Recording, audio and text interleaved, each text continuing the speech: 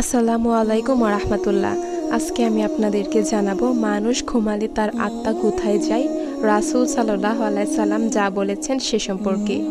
আব্দুল্লাহ ইবনে আমর রহমতুল্লাহ থেকে বর্ণিত, তিনি বলেন, মানুষ ঘুমালে তার আত্মা আকাশে চলে যায় এবং তাকে আল্লাহর আরশের কাছে সিজদা করার নির্দেশ দেয়া হয়।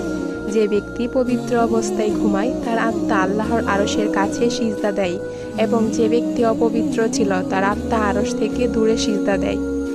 মহানবী সাল্লাল্লাহু আলাইহি সাল্লাম বলেছেন, যে ব্যক্তি পবিত্র অবস্থায় ঘুমায় তার মাথার কাছে একজন ফেরেশতা রাত যাপন করে এবং ওই ব্যক্তি জাগ্রত হওয়ার পূর্ব পর্যন্ত দোয়া করতে থাকে, হে আল্লাহ, তুমি তোমার এই বান্দাকে ক্ষমা করে দাও, কেননা সে পবিত্র অবস্থায় রাত যাপন করেছে। আজকের ভিডিও এ পর্যন্তই। অতএব আসুন আমরা পবিত্র অবস্থায় ঘুমাই, যাতে আমাদের আত্মা আল্লাহর আরশের কাছে সিজদা দিতে পারে এবং ফেরেশতা আমাদের ক্ষমা চেয়ে আল্লাহর কাছে প্রার্থনা করে। ভিডিওটি ভালো লাগলে অবশ্যই চ্যানেলটি সাবস্ক্রাইব করবেন।